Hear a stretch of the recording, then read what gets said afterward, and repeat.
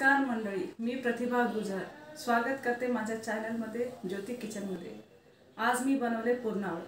पुरणावळ हे एक गावरान डिश आहे। हे पुरणावळ आपण तुम्ही भाकरीसोबत पण खाऊ शकता आणि पुरणावळ दही आणि भाकर पण खाऊ शकता।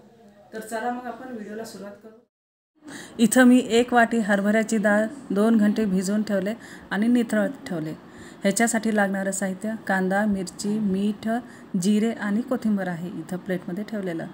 मिक्सरच्या भांड्यामध्ये डाळ सगळी घेतली आणि 4-5 पाकळ्या मी लसूणचे घेतले।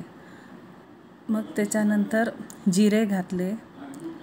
जिरे घातल्यानंतर त्याच्यावर मीठ घातले। मीठ घातल्यानंतर मी त्याच्यात मिरची घातले। आता हे सगळं मिक्सरमध्ये ओबडधोबड आपल्याला वाटून घ्यायचं आहे, एकदम बारीक पेस्ट नको करायला। मग कढईमध्ये मी कांदे घातले। हे कांदे मी तेल पहिला पूर्ण कडक तापू द्यायचं, मग कांदे घालायचं, मग थोडं गॅस मीडियम फ्लेमवर ठेवायचं। मग हे कांदे आपण भाजून घ्यायचं। ह्याच्यासाठी आपण उभा कांदा पण कट करू शकता, नाही म्हणलं तर बारीक चौकोनी कांदा पण कट करू शकता।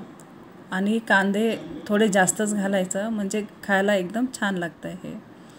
मग इथं कांदा आपण हे नुसतं दमून पण घेऊ शकता, नाही म्हणलं तर थोडं लालसर खरपूस असं इथंपर्यंत पण आपण ह्याला भाजू शकता। आता कांदा मी इथं पूर्ण दमून घेतले आहे।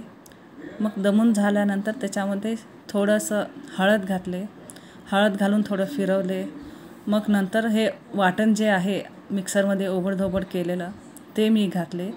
आता हे सगळं निवांत 5 मिनिट आपण बारीक गॅसवर भाजायचं। हे इथंपर्यंत भाजायचं की जोपर्यंत हे सगळं परत एकदा मोकळं होणार नाही। आता इथं बघा पूर्ण भाजून झाल्यावर कसं हे मोकळं दिसायला आहे, याचाच अर्थ असं की हे आता पूर्ण झालेलं आहे। हे खायला एकदम चविष्ट लागते। आता त्याच्यानंतर मी त्याच्यावर थोडीशी कोथिंबीर घातले।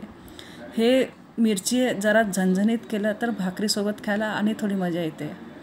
आता आपण ह्याच्यावर थोडं खायच्या वेळेस थोडं दही घालून खाल्लं तरी पण चालतं आहे। आता जेव्हा तेच भाज्या खाऊन खायचा कंटाळा येत आहे, तेव्हा हे नक्की करून बघा आणि खाऊन बघा। थँक्यू।